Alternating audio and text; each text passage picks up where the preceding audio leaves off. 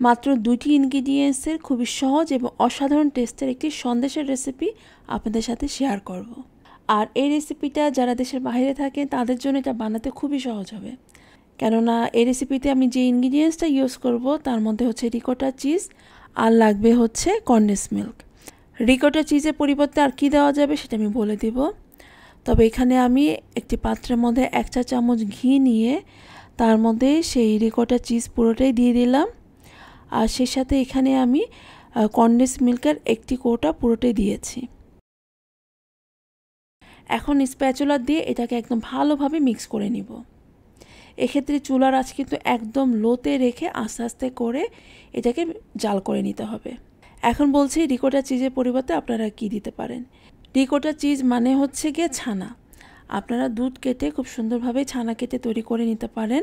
সেই ছানাটাকে হাত দিয়ে ভালোভাবে একদম মসৃণ করে মথে নিতে পারেন, অথবা একটি ব্লেন্ডার জারে সামান্য কিছুটা দুধের সাথে ছানা মিক্স করে এটাকে ব্লেন্ড করেও নিতে পারেন। তো এইভাবে করে ব্লেন্ড করে বা হাতে মথে নিলেও এটা চলবে। আর দেশের বাইরে যারা আছেন তাদের জন্য তো খুবই সহজ এটা পাওয়া। এটা যে কোনো গ্রোসারিতে আপনারা পেয়ে যাবেন। তো দেখতেই পাচ্ছেন আমি কিন্তু একদম কম আছে আস্তে আস্তে করে এই ছানা মিশ্রণটা আমি মিক্স করে নিচ্ছি। এটা চুলা একদম বাড়ানো যাবে না, কারণ চুলা বাড়ালে এই ছানার যে কালার সাদা যে রঙটা সেটা থাকবে না, সেটা একটু ব্রাউন কালার টাইপের হয়ে আসবে। তো এই কারণে একদম কম আছে আস্তে আস্তে এটাকে নেড়ে যেতে হবে। খুব যে একদম নাড়তে হবে তাও না, কিছুক্ষণ নেড়ে ছেড়ে রাখতে হবে, আবার কিছুক্ষণ পর একটু নেড়ে দিতে হবে। এইভাবে করে আমি এটাকে প্রায় 18 থেকে 20 মিনিটের মতো এটাকে একদম কম আঁচে জাল করে নিয়েছি। তো জাল হতে হতে এই যে দেখুন এটা আস্তে আস্তে যেরকম ঘন টাইপের হয়ে এসেছে। তো যখনই যে এরকম ঘন টাইপের হয়ে আসবে তারপরেই হচ্ছে গিয়ে এটাকে নামিয়ে নিব।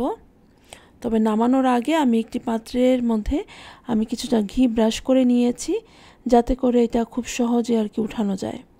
তো সম্পূর্ণ মিশ্রণটি ঢেলে দেওয়ার পর তারপর এটাকে একটু সমান করে নিলাম। এখন অপেক্ষা করব এটা রুম টেম্পারেচার ঠান্ডা হয়ে যাওয়ার পর। তারপর আমি এটাকে 2 ঘন্টার জন্য নর্মাল ফ্রিজে রেখেছি, যাতে করে এটা ভালোভাবে সেট হয়ে যায়।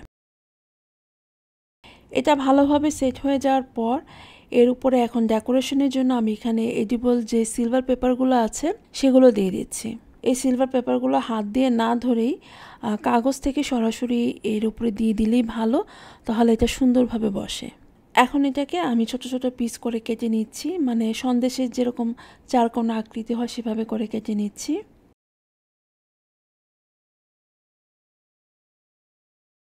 স্প্যাচুলার দিয়ে নিচ থেকে এভাবে করে উঠিয়ে নিলাম। আর যদি মনে হয় যে শেপগুলো সুন্দর হয়নি, চাইলে হাত দিয়ে এগুলো শেপগুলো আর কি ঠিক করে নিতে পারেন।